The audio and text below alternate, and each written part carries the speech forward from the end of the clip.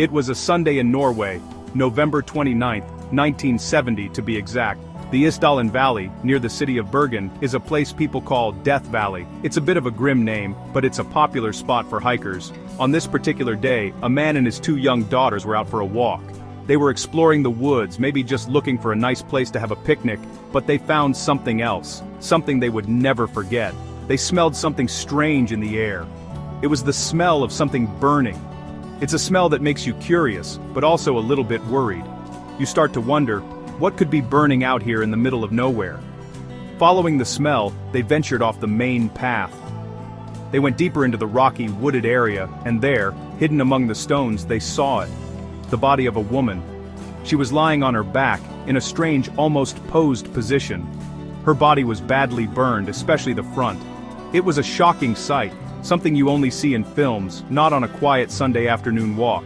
The discovery was immediately reported to the police. The peaceful valley had just revealed a dark secret. Who was this woman? And what had happened to her in this remote and lonely place? The questions began right there, on that cold November day. The scene itself was peculiar, almost staged. The police arrived and started to look around. They found several objects near the body.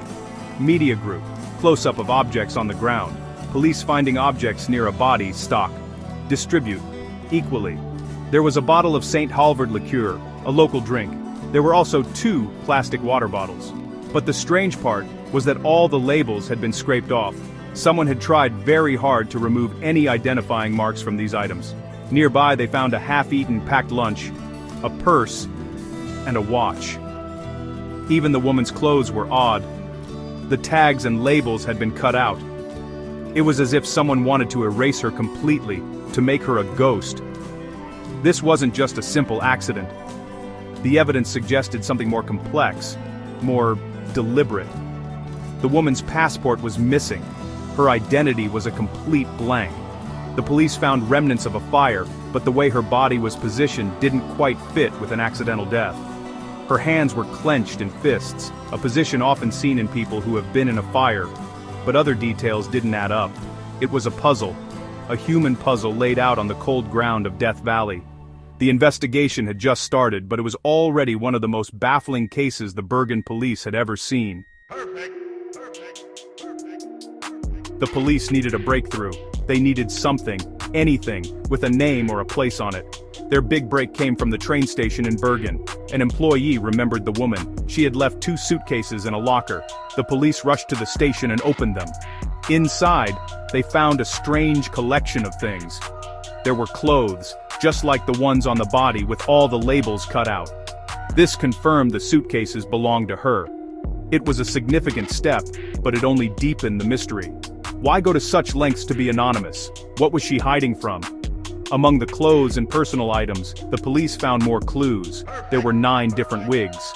This suggested she changed her appearance often. She was like a chameleon, able to blend in and become someone new whenever she wanted.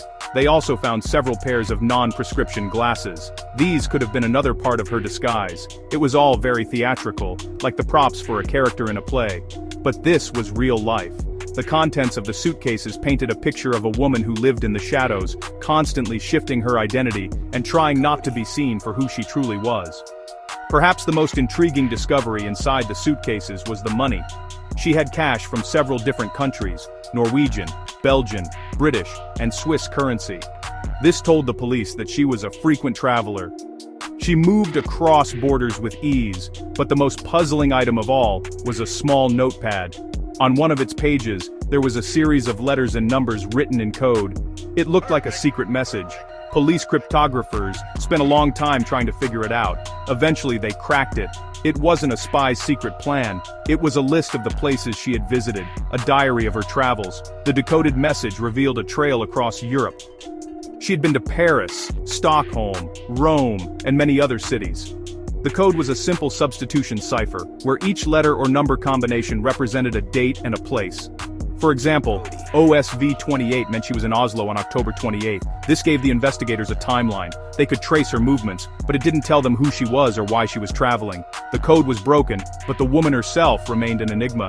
Each clue seemed to lead to more questions, pulling the detectives deeper into her secret world.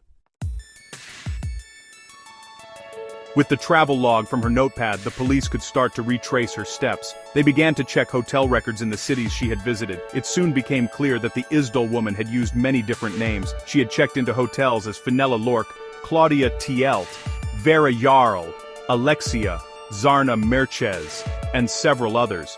None of these names were real. They were all fake identities, carefully constructed and used for short periods before she moved on. She would check in, stay for a few days, and then disappear, leaving behind another false name. It was a trail of ghosts. Witnesses from the hotels all gave similar descriptions. They said she was an elegant, attractive woman, maybe in her 30s or 40s. She spoke several languages, including German, French, Flemish, and English, but always with an accent. No one could quite place the accent, which made her even harder to identify. She often requested a room that wasn't facing the street. She seemed cautious, private, and always on the move. The hotel staff remembered her as polite but distant.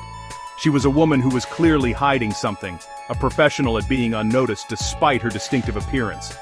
The police created a composite sketch based on these witness descriptions. They distributed it across Europe through Interpol. They hoped someone, somewhere, would recognize her. A friend, a family member, a former colleague. But no one came forward. It was as if she had no past, no connections to anyone in the world. The names she used were dead ends.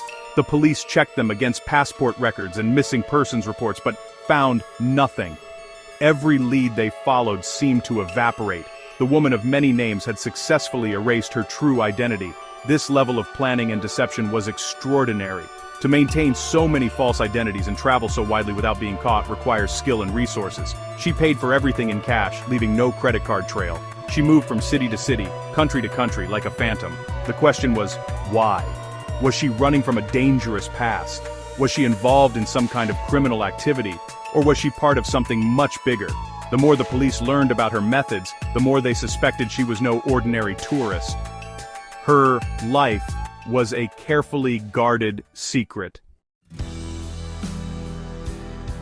Given the Cold War context of the 1970s, one theory began to stand out. Was the Isdal woman a spy? Norway was a NATO country, and its coast was a strategic location for observing Soviet naval activity. Bergen, where she was found, was a key naval port. It's not hard to imagine secret agents operating in the area. Her multiple identities, wigs, command of several languages, and constant travel all fit the profile of an intelligence operative. Perhaps she was a spy who had been compromised.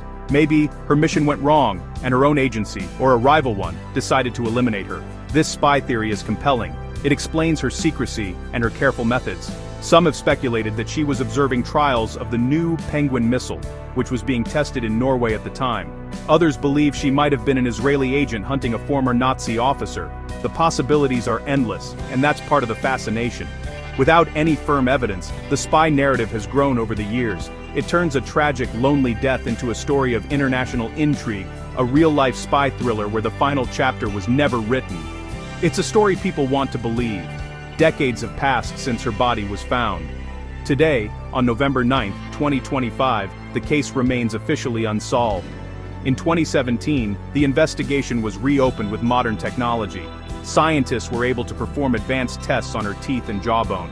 Isotope analysis suggested she spent her childhood in or near Nuremberg, Germany, but moved west as she got older, possibly to France or the France-Germany border region. This was the first real clue about her origins in nearly 50 years. It brought her a little closer, making her feel more like a real person and less like a character from a novel. The story of the Isdal woman endures because it's a perfect mystery. It has all the elements: a strange death, secret codes, disguises, and the shadow of the Cold War. She is everyone and no one. Her anonymity is both tragic and fascinating. It forces us to wonder who she was and what she was so desperate to hide. Was she a spy caught in a deadly game? Or was she simply a lonely, troubled woman who wanted to disappear? We may never know the truth. And perhaps that's why we can't forget her. The woman from Isdalen remains a ghost, forever lost in the silence of Death Valley.